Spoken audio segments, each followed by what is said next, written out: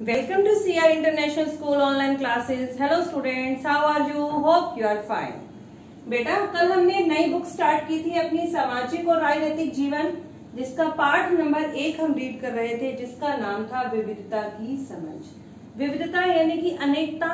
जैसे कि हमने कल इसमें पढ़ा कि हम अपने स्कूल की ही बात ले लें या फिर हम किसी ऐसी जगह पर जाते हैं, मान लीजिए हम कहीं पर घूमने गए, वहां पर हमने देखा कोई हरियाणा स्टेट से आया हुआ है, कोई महाराष्ट्र से आया है, कोई जम्मू से आया है, तो आप देखते हैं ना उन लोगों का खान पान, रहन सहन, उनकी भाषा सब डिफर होते हैं।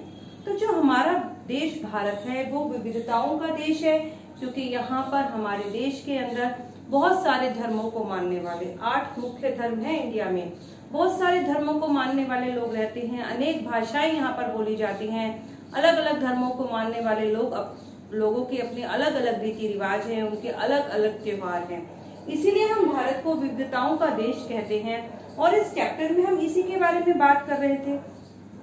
तो हमने कल एक स्टोरी शुरू की थी समीर की, ठीक है। हमने एक स्टोरी शुरू की थी, 2 बच्चे थे, जिसमें से एक बच्चा जो था वो सड़क की पटरी के किनारे जो था वो जब भी रेड लाइट होती तो वहां पर वो न्यूज़पेपर बेचता था, ठीक है। आपने देखा वो न्यूज़पेपर बेच रहा था और एक बच्चा वहां से साइकिल पर जाता था।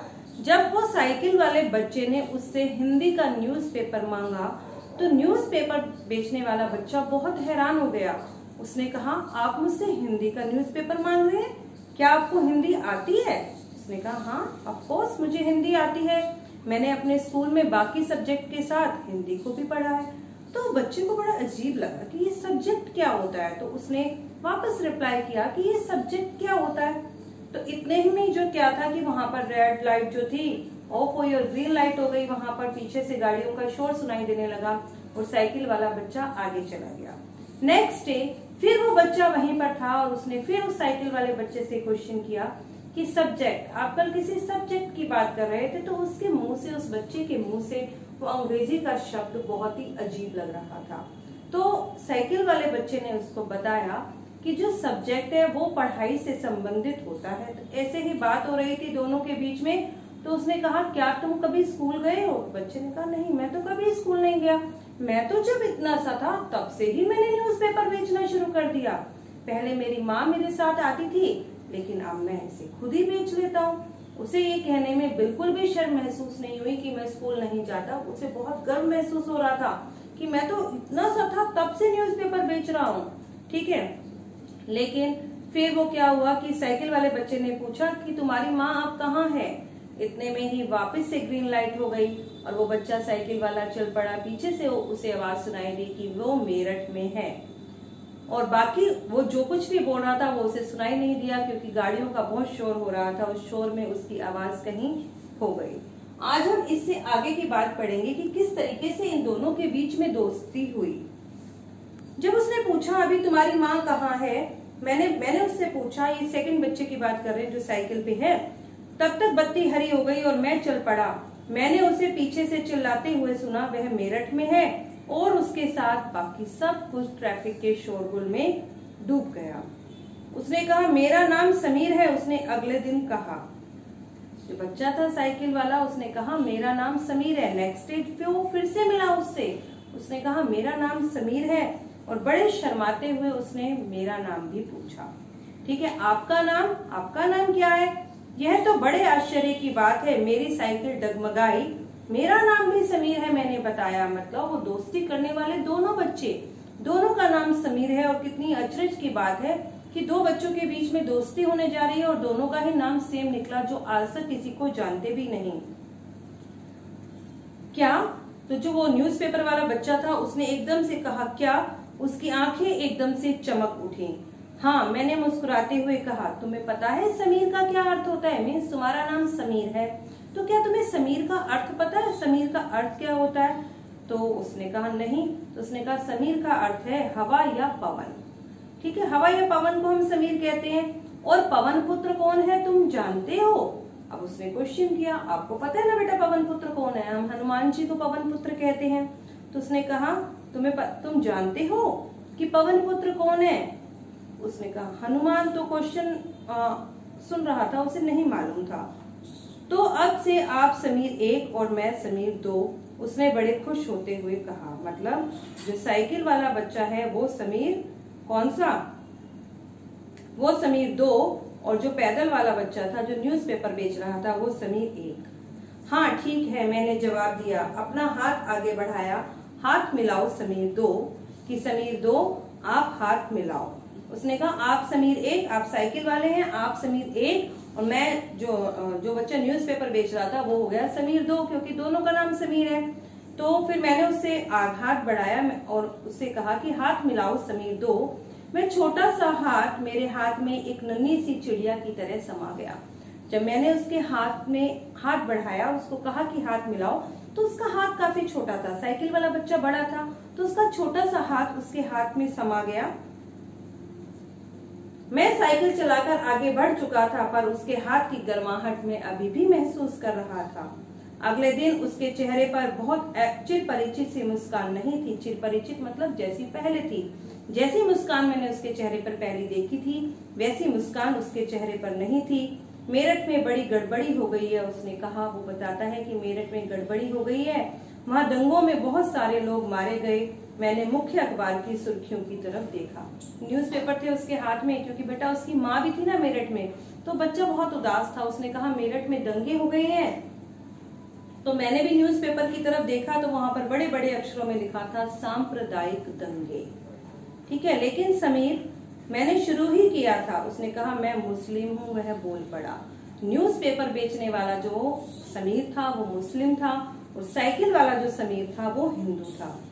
मैं और मेरे सभी लोग मेरठ में हैं। उसकी आंखें भर गईं। जब मैंने उसके कंधे पर हाथ रखा तो उसने नजर ऊपर नहीं उठाई। मेन सांप्रदायिक दंगे, आपने एक नया वर्ड सुना, सांप्रदायिक दंगे। सांप्रदायिक दंगे क्या होते हैं बेटे? धर्म के नाम पर जो दंगे होते हैं। आपने देखा होगा धर्म के नाम पर हिंदू और मुस्लिम के बीच में दंगे हो जाते हैं, बहुत सारे लोग मारे जाते हैं, आग लगा दी जाती है। ठीक है, तो ये सब सांप्रदायिक दंगे होते हैं। तो जो समीर 2 था उसने बताया कि मैं मुस्लिम हूँ और मेरे परिवार के सभी लोग वहीं पर हैं। तो जब उसने उसको सांत्वना देने के लिए उसके कंधे पर हाथ भी रखा, लेकिन फिर भी उसने नजर ऊपर नहीं की। तो समीर 1 और समीर 2 में कोई 3 अंतर आप बता सकते हैं कि वो 3 अंतर क्या थे? समीर 1 जो था उसकी उम्र कम थी, समीर 1 की उम्र ज्यादा थी और 2 की कम थी। एक समीर इंग्लिश पढ़ना जानता था, स्कूल जाता था, दूसरा नहीं जाता था। एक हिंदू था और दूसरा मुस्लिम। फिर क्वेश्चन करते हैं क्या ये अंतर उन्हें दोस्त बनने से रोक पाए? मतलब इतनी विविधता होते हुए भी क्या उनमें दोस्ती नहीं हुई? दोस्ती तो हुई। ये सब अंतर उनकी दोस्ती को नहीं रोक पाए। फिर साइकिल वाला जो समीर था, समीर 1, अगले दिन वह चौराहे पर नहीं था, न उसके अगले दिन वह दिखा और न आगे फिर कभी। कह रहे हैं कि जब भी मैं सड़क पर गया और मैंने देखा वो न्यूज़पेपर बेचने वाला समीर 2 मुझे आज के बाद कभी भी दिखाई नहीं दिया। अंग्रेजी या हिंदी का कोई अखबार मुझे नहीं बता सकता कि मेरा समीर 2 आखिर कहाँ चला गया। मीन्स छोटी सी न्यूज थी, तो न्यूज़पेपर में तो आपको पता है छोटी मोटी घटनाएं बहुत ही कम छपती हैं। तो कह रहे हैं कोई भी न्यूज़पेपर ये नहीं बता सकता था कि वास्तव में मेरा समीर कहाँ चला गया। जहाँ समीर 1 को अंग्रेजी ज्यादा अच्छी आती है, वहीं समीर 2 हिंदी बोलता है। हालांकि दोनों की भाषाएं अलग हैं, आपने देखा दोनों की भाषाएं अलग हैं, फिर भी दोनों एक दूसरे से बात कर पाए। उन दोनों के बीच में कन्वर्सेशन हुई। उन्होंने इसके लिए प्रयास किया क्योंकि उनके लिए बात करना महत्वपूर्ण था। वो दोनों आपस में बात करना चाहते थे, इसलिए उन्होंने प्रयास किया उनकी लैंग्वेज से कोई भी हो वो आपस में बात कर पाए। समीर 1 और समीर 2 की धार्मिक व सांस्कृतिक पृष्ठभूमि भी अलग थी। एक हिंदू था और दूसरा मुस्लिम। जहाँ समीर 1 हिंदू है, वहीं समीर 2 मुसलमान है। दोनों में दोस्ती हुई क्योंकि दोनों दोस्ती करना चाहते थे। खान पान, पहनावा, धर्म, भाषा आदि की भिन्नताएं, ये सब विविधता के पहलू हैं। मतलब भाषा का अलग होना, धर्म का अलग होना, खान पान अलग होना, ये सब विविधता के पहलू हैं। लेकिन इतनी विविधता होते हुए भी ये दोनों बच्चे आपस में अपने आप को दोस्ती करने से नहीं रोक पाए, क्योंकि इन दोनों के मन में था कि आपस में दोस्ती करें, तो इन्होंने दोस्ती करी। अपने विविध धार्मिक और सांस्कृतिक पृष्ठभूमियों के अलावा समीर 1 और समीर 2 कई मामलों में एक दूसरे से अलग थे। उदाहरण के लिए समीर 1 स्कूल में पढ़ाई की थी उसने, जबकि समीर 2 अखबार बेचता था। समीर 2 को स्कूल जाने का मौका ही नहीं मिला। आपने संभवतः अपने इलाके में ऐसे बहुत से गरीब लोगों को देखा होगा जिनकी भोजन, घर और कपड़े की जरूरतें ही पूरी नहीं हो पाती। यह फर्क उस फर्क से अलग है जिसके बारे में हमने पहले पढ़ा। यह विविधता का रूप नहीं है। अमीर और गरीब होना विविधता का रूप नहीं है, बल्कि यह गैर बराबरी का रूप है। गैर बराबरी का मतलब है कि कुछ लोगों के पास जीवन में आगे बढ़ने के अवसर हैं, कुछ के पास नहीं है। कुछ को मौका मिला तो वो स्कूल में पढ़ पाए, किसी के पास धन की कमी थी, मौका नहीं था तो वो स्कूल में नहीं पढ़ पाए। ये विविधता का पहलू नहीं है, ये गैर बराबरी का पहलू है। और न ही जमीन या पैसे जैसे संसाधन जो दूसरों के पास हैं, ये सब गैर बराबरी है। ठीक है, इसलिए गरीबी और अमीरी विविधता का रूप नहीं है, यह लोगों के बीच मौजूद असमानता यानी कि गैर बराबरी है। जातिगत व्यवस्था असमानता का एक और उदाहरण है। इस व्यवस्था में समाज को अलग अलग समूहों में बांटा गया। इस बंटवारे का आधार था कि किस तरह लोग काम करते हैं। लोग किस किस जाति में पैदा होते हैं उसे बदल नहीं सकते। अगर आपका जन्म कुम्हार की जाति में हो गया तो आपकी जाति कुम्हार हो जाती और आप बस वही बन सकते थे। कोई व्यक्ति अपनी जाति से जुड़ा पेशा भी नहीं बदल सकता था। पहले ये था बेटा, अगर किसी ने कुम्हार के घर जन्म लिया तो उसे कुम्हार का ही काम करना पड़ेगा, और अगर किसी ने क्षत्रिय के घर जन्म लिया तो उसका काम मतलब सेना में काम करना हो गया। यदि किसी ने धोबी के घर जन्म लिया तो उसका काम हो गया कि बस वो कपड़े इस्त्री करेगा या धोएगा। वो बच्चा अपना पेशा नहीं बदल सकता था, चाहे उसके अंदर कितना ही टैलेंट क्यों ना हो। लेकिन आज भी जाति व्यवस्था हिंदुस्तान में विद्यमान है, लेकिन फिर भी हम अपने पेशे को बदल सकते हैं। ऐसा तो नहीं ना कि हम ब्राह्मण के घर में जन्म लिया तो हम सिर्फ ब्राह्मणों की तरह शादी यज्ञ करवाएंगे, ऐसा तो नहीं। हम अपनी एजुकेशन के आधार पर हम अपने पेशे को चेंज कर सकते हैं। इसलिए उस ज्ञान के अलावा किसी भी ज्ञान को हासिल करना जरूरी नहीं समझा जाता था। इससे गैर बराबरी पैदा हुई। मीन्स जिस बच्चे ने कुम्हार के घर जन्म लिया, अब वो कुम्हार का ही काम करेगा, वो दूसरा काम तो कर नहीं सकता, तो नेचुरली उसके इनकम सोर्सेज तो कम ही रह गए। और एक बच्चा जिसने किसी व्यापारी के घर जन्म लिया, वो व्यापार कर रहा है तो उसका व्यापार अच्छा चल रहा है तो उसके पास धन ज्यादा है। तो इस तरीके से इसके कारण समाज में गैर बराबरी पैदा हुई।